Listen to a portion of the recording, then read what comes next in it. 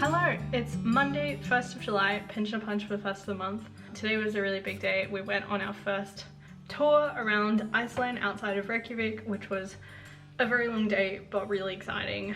The very first stop we went to this morning was a fissure, quite a small one, that was inside a shopping centre in one of the small Icelandic towns. Just this massive gap now in the ground beneath their shopping mall. We started off at the Carrot Crater, which was stunning. Like, you know, we walked over expecting to see, you know, sort of this big hole in the ground, and there was this like beautiful pool of blue water at the bottom. Also, we learned today that Iceland has a fly problem in summer. I think I would chop my own finger off if these flies would go away. Not really something I expected.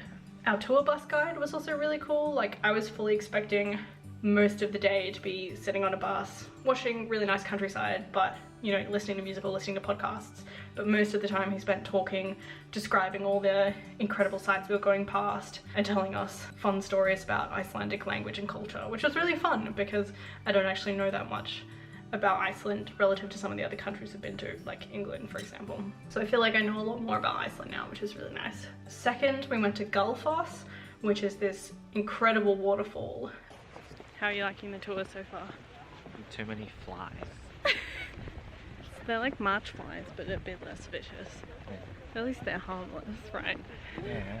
I liked the crater. The crater was really cool. It's very. I hope this waterfall is cool.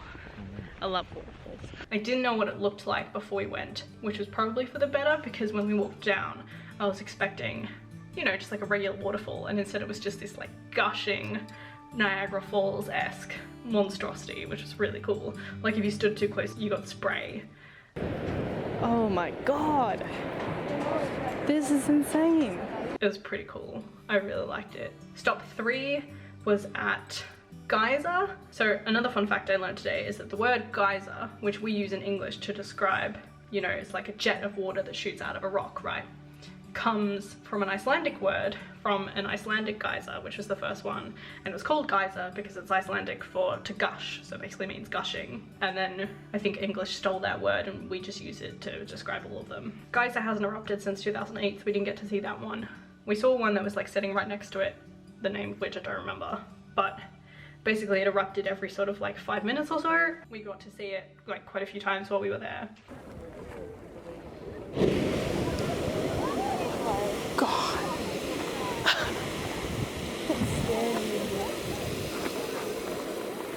And it was really cool. I guess the other crazy thing about geysers, of course, that I hadn't really thought about is that they don't erupt like to the same height or volume every time. Like everyone was different. It wasn't like the exact same thing happened every 5 minutes without fail. Some of them were really tall, some of them were a bit wider. Anyway, we were sitting near it having lunch, just sort of like looking from afar. And suddenly it had this massive burst, and I think it just like must have drenched everyone who was standing next to it.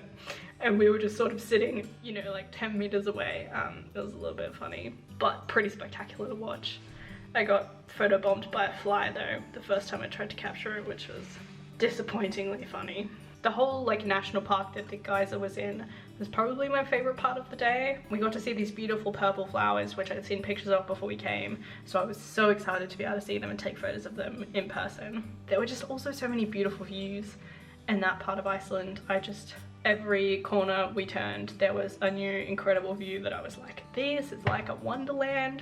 So I didn't really want to leave there, but alas, got back on the bus. So another fun fact about Iceland is that when our guide was describing all of the mountains on our route, basically every single one was a volcano, which like is reassuring or not, because he would follow up, there's a volcano with, so that volcano erupts about every 5 years or so. The last time it erupted was 10 years ago, so it's really due for an eruption any day now. He said that about all of the volcanoes, I swear, like kind of concerning. So along with volcanoes, Iceland also has a lot of earthquakes. So we stopped at this massive fissure that opened up from an earthquake between the Eurasian and the North American tectonic plates. So we walked essentially through no man's land in the gap between the two tectonic plates. That was really cool. We got to visit the site of the first Icelandic parliament, and we got to see the drowning pool where they used to execute people, so you know, fun history stuff. Then we drove back to Reykjavik. The bus broke down only like 10 minutes from Reykjavik, so we got stuck for like an hour on the side of the road, which was annoying, but the bus had Wi-Fi, so it could have been worse. Then we had Vietnamese for dinner. We came all the way to Iceland to eat Vietnamese food, but it was actually very good and surprisingly affordable for Reykjavik prices. I found it really funny that the menu was in Icelandic, English, Vietnamese, and Chinese.